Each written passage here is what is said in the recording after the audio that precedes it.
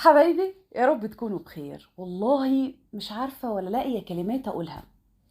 محبتكم ودعمكم وثقتكم، الكلام الحلو اللي كتير عليا جدا ده، مش عارفة أقول إيه.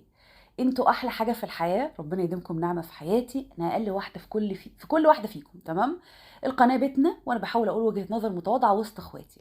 يا رب دايما أكون على قد مسؤوليتكم اللي انتوا بتحطوها في رقبتي، ويا رب يديمكم نعمة في حياتي. مهما أقول مش لاقية والله كلمات تعبر عن مشاعري. دايما ببقى مراهنه عليكم، ودايما بتكونوا قد الرهان، حتى لو انا بسبح ضد التيار، وانتوا عارفين ان دي مش اول مره اعملها.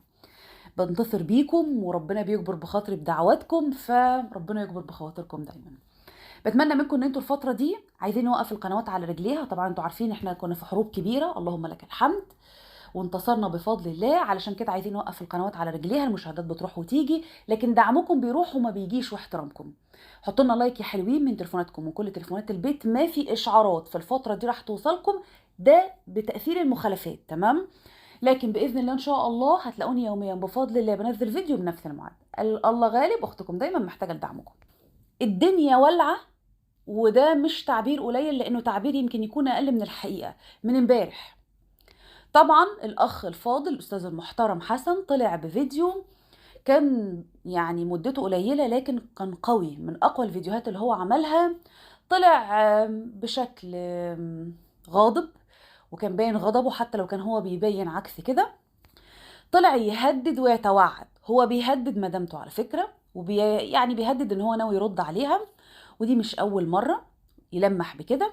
الاهم من كل ده بقى اللي كان ظاهر، انه ذكر اصحابه اللي هم اتنين من اصحابه اللي هم عامل مشترك من زمان معروفين في علاقته بزوجته، اللي كان ليهم ادوار كتير في خلافاتهم، واللي حاليا بيشتغلوا معاهم. طبعا هو عتب عليهم ان هو بيحاول يتواصل معاهم وهم مش بيردوا عليه، وان هم خذلوه، وان هو يعني كان يعتبر بيرتبط بيهم بعلاقات قوية. وهو أكد إن هو كان يعني لم يعد هذا العشم، وإن هو اتخذل منهم، وإن هم مش بيردوا عليه، وإن هو طبعا عارف إن أكتر حد دلوقتي بيكسب اللي بيطبلوا والعصافير. على فكرة مش أول مرة أقول الكلام ده، قالوا من الفيديو اللي قبل كده. طبعا الفيديو كان عبارة عن تهديد، ويعني أنا متأسفة نهشف أصحابه، أو إن هو بيركب أصحابه غلط. طبعا الفيديو انتشر زي النار في الهشيم. قد كان يعني اعتقد بعدها بثواني الدنيا ولعت، واتعرف ان اصحابه تحت دائرة الاتهامات، ان اصحابه خذلوه، ان اصحابه باعوه، ان الناس اللي ليها مصالح هي اللي يعني عشان المصالح بتتصالح، وما كانش العشم في اصحابه، وان هو يعني ناوي يرد بقى بيهدد. ودي مش المرة الاولانية.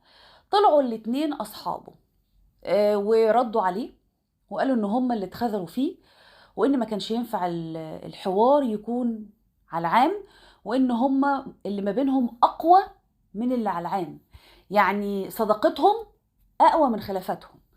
وطبعا بقى كان في كومنتات كتير وفي تعليقات كتير، والدنيا ولعت. طبعا كتير منكم جدا حبوا ان هم يسمعوا وجهة نظري، تمام؟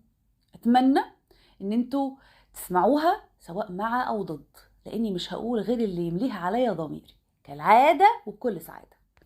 اولا، الزوج المحترم في حالة ذهول وندم شديد. الزوج المحترم مقهور، الحق يتقال.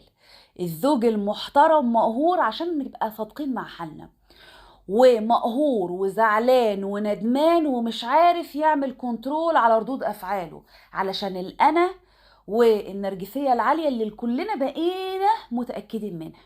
انت ندمان، انت مقهور على اللي انت عملته، انت عارف ان انت خدت خطوة، انت الوحيد اللي هيدفع الفاتورة، علشان كده بتحاول تبين عكس كده. لكن للأسف كل ما بتحاول تبين عكس كده بتلبس اكتر، وبيظهر ان انت مقهور وزعلان، وعارف انك غلطت، وعارف انك ضيعت يعني حياة سعيدة، وحياة كانت مفروض ان هي تكون مستقرة، وعارف انك عليك عيب كبير. ومهما بقى تحاول تقول انا بسيب الكومنتات، انا ما بيهمنيش، انا الرجال افعال لا اقوال. على فكرة انا مش بهاجمك، انا بحلل الموقف بعقل.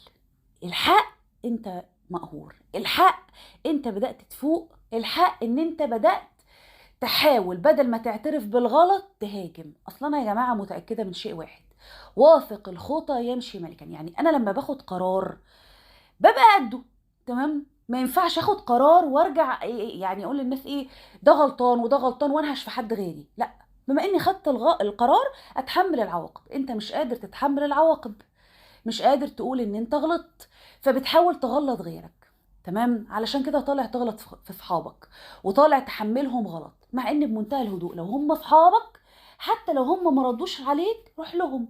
يعني انت لو رحت لهم في مكان شغلهم هيقول لك لا مش هنقابلك؟ لو انت رحت لهم وحاولت تتجمع معاهم او كان معاكوا صديق تالت مش هتعرفوا تجمعوهم؟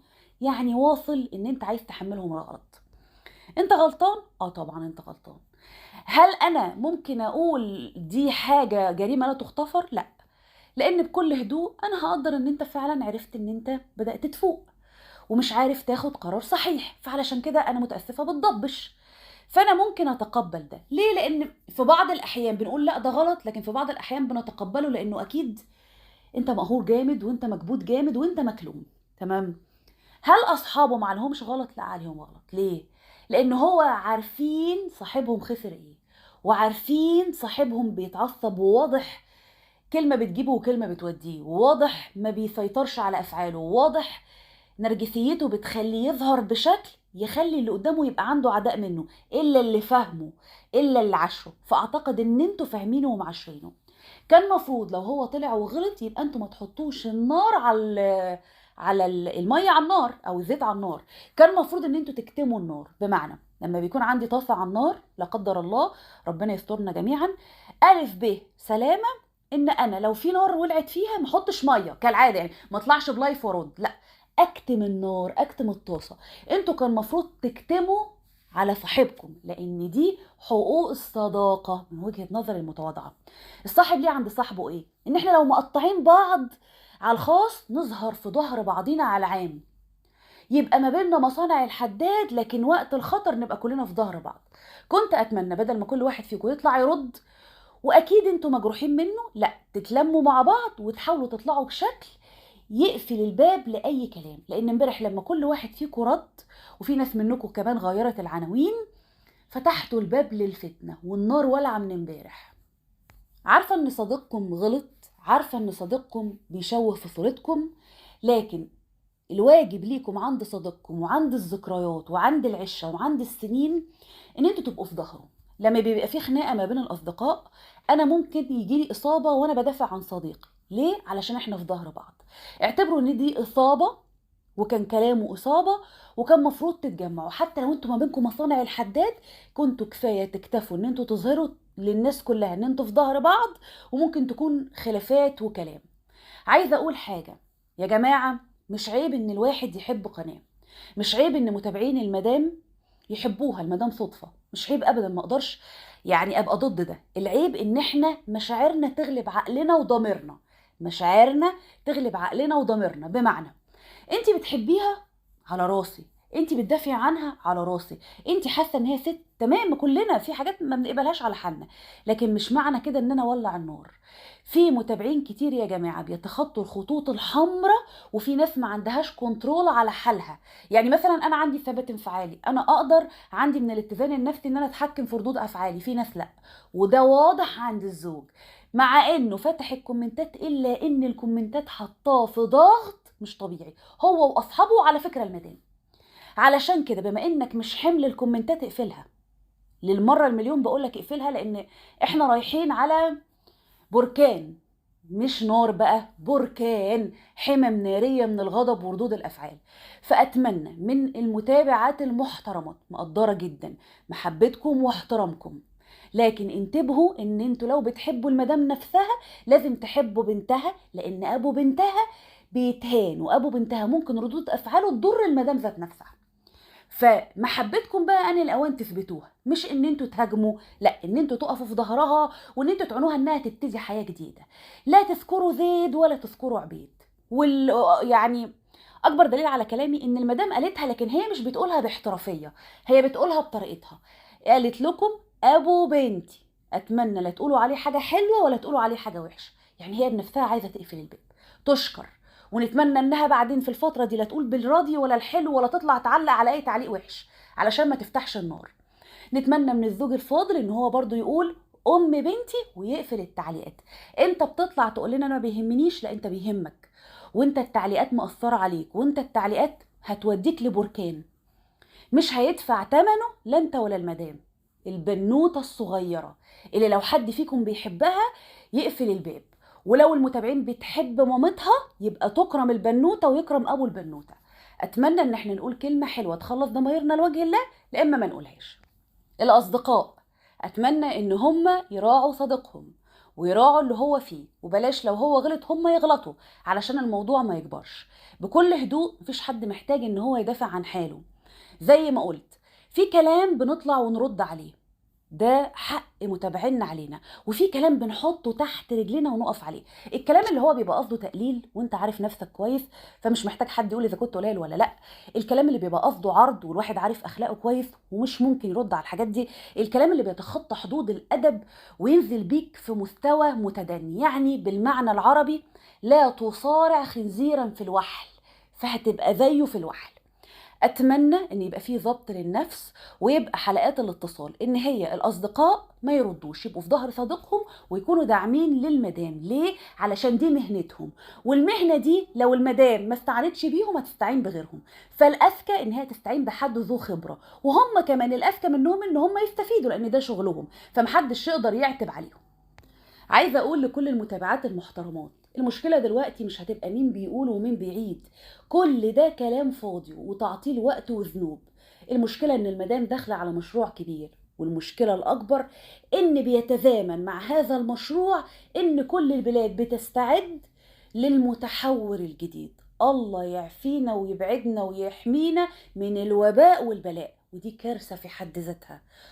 فاتمنى ان انتوا تدعموا المدام دلوقتي في الجولات الحلوه اللي هي بتقدمها، لان في كتير حاجات حلوه لسه ما قدمتهاش. واتمنى من الزوج الفاضل ان هو يركز في محتواه، واتمنى من الاصدقاء ان هم يظبطوا نفسهم.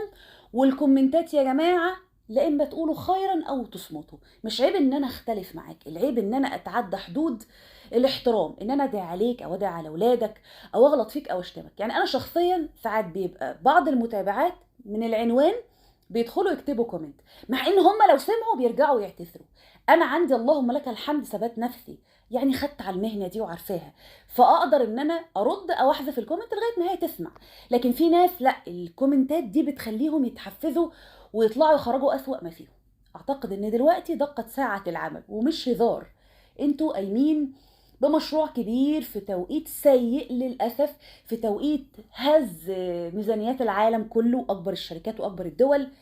فربنا يوفق الجميع، وعايزين نقول كلمة خير. المدام لما بتغلط زيها زي أي قناة بنطلع وبنقول ده غلط، أي حد بيغلط بنطلع ونقول ده غلط، لكن في فرق إن احنا نغلط وفي فرق إن احنا ننهش في الناس ونقطع أرزاقهم ويبقى في أعراض ويبقى في أولاد. احنا بنقول كلمة حق تخلص ضمايرنا لوجه الله، لا عايزين نطبل لحد ولا عايزين ننهش حد. كل اللي هتدفع الثمن البنوتة الصغيرة، ربنا يحميها لأهلها ويا رب العلاقة تفضل راقية. وأتمنى من الجميع التزام الصمت، لأن أعتقد اللي جاي عندهم أكبر بكتير من الكلام الفاضي. المتابع اللي مش هيقدر يقول كلمة حلوة يبقى صاحب القناة يحذف تعليقه علشان ما يولعش النار أو يقفل تعليقاته. بحبكم في الله يا أحلى وأغلى أخوات، وربنا يقوينا دايما على قولة الحق، لأن القنوات سمعة، وأعتقد دلوقتي المتابع من أذكى ما يكون وعارف سمعة كل القنوات، والقنوات ما بينها وما بين بعضيها عارفة سمعة كل بعضيها، وعارفة الحقيقة وعارفة اللي بيقول الحقيقة صاحب الموقف من أي حد بيهبد بلح. الله غالب.